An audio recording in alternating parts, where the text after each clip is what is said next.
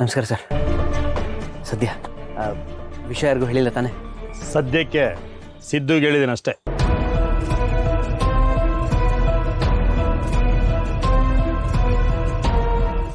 ಯಾಕೆ ಸರ್, ಯಾಕೆ ಹೀಗೆ ಮಾಡಿದ್ರಿ? ಯಾಕೆ ಸರ್ ಸಿದ್ದುಗೆ ಹೇಳಕ್ ಹೋದ್ರಿ?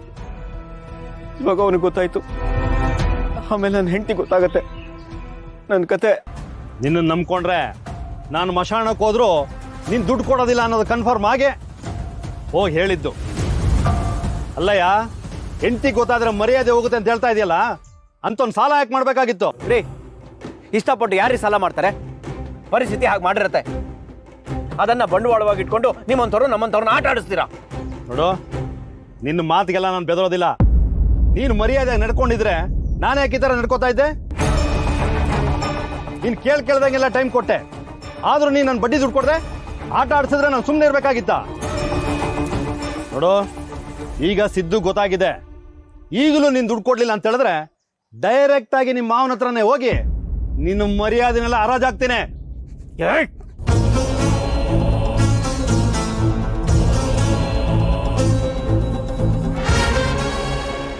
ಏಯ್, ತೆಗಿಯೋ ಕೈನಾ, ತೆಗಿಯೋ ಕೈನಾ.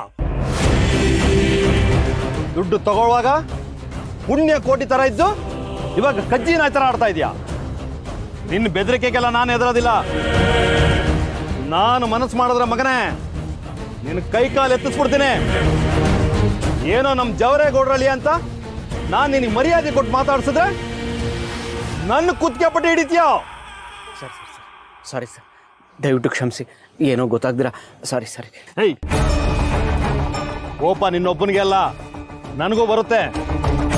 ಆದ್ರೆ ಅದನ್ನ ಎಲ್ಲಿ ಹೇಗೆ ತೋರಿಸ್ಬೇಕು ಅಂತ ನನಗೆ ಗೊತ್ತಿದೆ. ಏಯ್, ಈಗಲೂ ಹೇಳ್ತಾ ಇದ್ದೀನಿ, ಮರ್ಯಾದೆಯಾಗಿ ನೀನು ದುಡ್ಡು ತಂದು ಕೊಟ್ರೆ ಸರಿ. ಇಲ್ಲ ಅಂತ ಹೇಳಿದ್ರೆ ಪೊಲೀಸ್ ಕಂಪ್ಲೇಂಟ್ ಕೊಟ್ಟು ಒದ್ದು ಒಳಗಡೆ ಹಾಕ್ತಿ, ನೀನು ಮರ್ಯಾದೆನ ಹರಾಜ್ ಹಾಕಿಸ್ತೀನಿ. ಜವರೇಗೌಡ್ರಳ್ಳಿಯ ಈ ತರ ಮಾಡ್ದ ಅಂತ ಹೇಳಿ ಟಿವಿಲಿ ಪೇಪರಲ್ಲಿ ಬರೋಂಗ್ ಮಾಡಿ ನೀನು ಮರ್ಯಾದೆ ಕಳಿತೀನಿ. ಅಯ್ಯೋ ಸರ್ ಸರ್ ಸರ್, ದಯವಿಟ್ಟು ಹಾಗೆ ಮಾಡ್ಬಿಡಿ ಸರ್. ನಿಮ್ಮ ತಮ್ಮ ಅಂತೀನಿ ಸರ್, ಪ್ಲೀಸ್ ಸರ್. ಏನೋ ಸಮಸ್ಯೆ ಇತ್ತು, ಅದಕ್ಕೆ ಸ್ವಲ್ಪ ಲೇಟ್ ಆಯಿತು. ನಿಮ್ಮ ದುಡ್ಡು ತಂದು ಕೊಟ್ಬಿಡ್ತೀನಿ ಸರ್, ಮೋಸ ಮಾಡಲ್ಲ ಸರ್, ಪ್ಲೀಸ್ ಸರ್. ಏಯ್, ನಿನ್ನ ಪೌರುಷನ ನನಗೆ ದುಡ್ಡು ಕೊಡೋದ್ರಲ್ಲಿ ತೋರಿಸು. ಅದನ್ನ ಬಿಟ್ಟು ಸುಮ್ಮನೆ ಎಗರಾಡಿದ್ರೆ ಎಲ್ಲಿ ಹೇಗೆ ಕಟ್ ಮಾಡಿಸ್ಬೇಕು ಅಂತ ನನಗೆ ಗೊತ್ತು.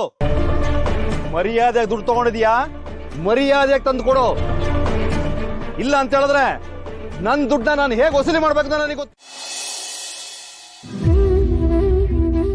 ಚಿನ್ನಮರಿ, ಹೆದರು ಬಿಡಿ, ಬನ್ನಿ.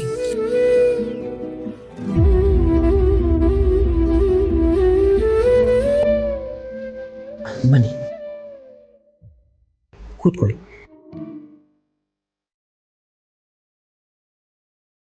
ಇನ್ನೂ ಗಾಬರಿ ಪಡ್ತಾ ಇದ್ದೀರಲ್ಲ, ಯಾಕೆ? ನೋಡಿ, ಡೋರ್ ಓಪನ್ ಮಾಡಿದ್ದಾಯ್ತು, ನಿಮ್ಗೆ ಕರ್ಸಿ ಕೂರಿಸಿದ್ದು ಆಯ್ತು. ನಾನು ಇದ್ಮೇಲೆ ನಿಮ್ಗೆ ಯಾಕೆ ಇಷ್ಟೊಂದು ಯೋಚನೆ? ಇವತ್ತು ನೀವು ಮನೇಲೇ ಇದ್ರಿ, ಅದಕ್ಕೆ ಸರಿ ಹೋಯ್ತು. ಇಲ್ಲ ಅಂದಿದ್ರೆ ಏನಾಗ್ತಿತ್ತು ಹೇಳಿ? ಫೋನ್ ಮಾಡೋಣ ಅಂದರೆ ಅದು ಆಗ್ತಿರ್ಲಿಲ್ಲ. ನೀವೆಲ್ಲೇ ಹೋಗುತ್ತಿದ್ರೆ ನನ್ನ ಕತೆ ಅಷ್ಟೇ. ಜಾನ್ವಿ ಅವ್ರೆ, ಯಾಕೆ ಅದನ್ನೆಲ್ಲ ಹಾಗೆ ಯೋಚನೆ ಮಾಡ್ಬೇಕು ನೀವು? ನೋಡಿ, ನಾನು ಇರೋವರೆಗೂ ನಿಮ್ಗೆ ಏನಾಗೋದಕ್ಕೂ ನಾನು ಬಿಡೋದಿಲ್ಲ. ಈಗೇನೋ ಡೋರ್ ಲಾಕ್ ಪ್ರಾಬ್ಲಮ್ ಆಗಿತ್ತು ಅಷ್ಟೇ ತಾನೇ, ನಾನು ಸರಿ ಮಾಡಿಸ್ತೀನಿ. ಹಾಗಲ್ಲ ರೀ, ಈ ಥರ ಎಲ್ಲ ಆದರೆ ನನಗೆ ತುಂಬ ಭಯ ಆಗೋಗುತ್ತೆ. ಒಂದ್ಸತಿ ಏನಾಗಿತ್ತು ಗೊತ್ತಾ? ಏನಾಗಿತ್ತು? ನಾನು ಕಾಲೇಜಲ್ಲಿದ್ದಾಗ ಇದೇ ಥರ ಲಿಫ್ಟಲ್ಲಿ ನಾನು ಸಿಕ್ಕಾಕೊಂಡ್ಬಿಟ್ಟಿದ್ದೆ. ಲಿಫ್ಟಲ್ಲಿ ಸಿಕ್ಕಾಕೊಂಡಿದ್ರ? ಅದು ನೆನ್ಸ್ಕೊಂಡ್ರೆ ನನಗೆ ಇವಾಗಲೂ ಭಯ ಆಗುತ್ತೆ. ಅಂದರೆ ಲಿಫ್ಟಲ್ಲಿ ನೀವು ಒಬ್ಬರೇ ಸಿಕ್ಕಾಕೊಂಡಿದ್ರಾ? ಇಲ್ಲ ಇಲ್ಲ, ನನ್ನ ಫ್ರೆಂಡ್ ಒಬ್ಬ ಇದ್ದ, ಅವನು ಇರೋದಕ್ಕೆ ಸ್ವಲ್ಪ ಕಮ್ಮಿ ಭಯ ಆಯಿತು. ಇಲ್ಲ ಅಂದಿದ್ರೆ ಅಷ್ಟೇ ನನ್ನ ಕತೆ.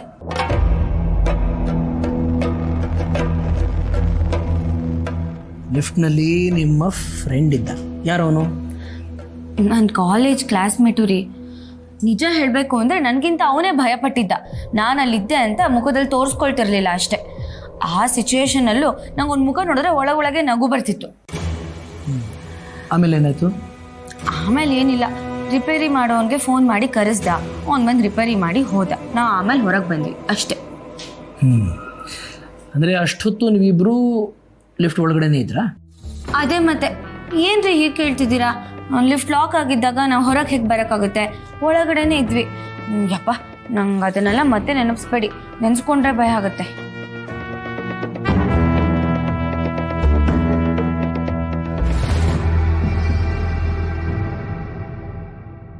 ನನ್ನ ಚಿನ್ನ ಮರಿ ಜೊತೆ ಅಷ್ಟೊತ್ತು ಆ ಲಿಫ್ಟ್ನಲ್ಲಿ ಇದ್ದವನು ಯಾರು?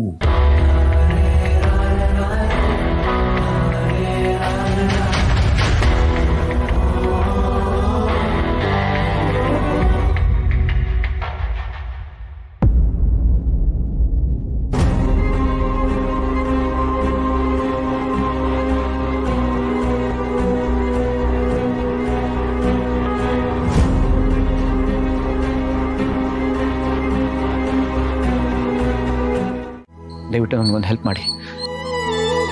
ಈ ವಿಚಾರನ ದಯವಿಟ್ಟು ಸಿಂಚನಾಗಿ ಹೇಳ್ಬೇಡಿ ಪ್ಲೀಸ್. ದಯವಿಟ್ಟು ಹಿಂಗೆಲ್ಲ ಕೈ ಮುಗಿಬಿಡಿ ಬಾವ. ಇಲ್ಲ ಬಿಡಿ, ನನ್ನ ಅಕ್ಕನಿಗೆ ಈ ವಿಷಯ ಹೇಳಿದಿಲ್ಲ ನೋಡಿ. ಇನ್ನು ಮುಂದೆ ಈ ರೀತಿ ಎಲ್ಲ ಮಾಡ್ಕೊಳಕ್ಕೆ ಹೋಗ್ಬೇಡಿ. ಅಕ್ಕನಿಗೆ ಏನಾದರೂ ನೋವಾದರೆ ನನಗೂ ನೋವು ಆಯ್ತದೆ. ಆಮೇಲೆ ಇಲ್ಲ ಗೌಡ್ರೆ, ನಾನು ಯಾವತ್ತೂ ಈ ಥರ ಏನು ಮಾಡೋದಿಲ್ಲ. Thank you. ಬಾವ, ನೀವೇನು ಬೇಜಾರು ಮಾಡ್ಕೊಬೇಡಿ.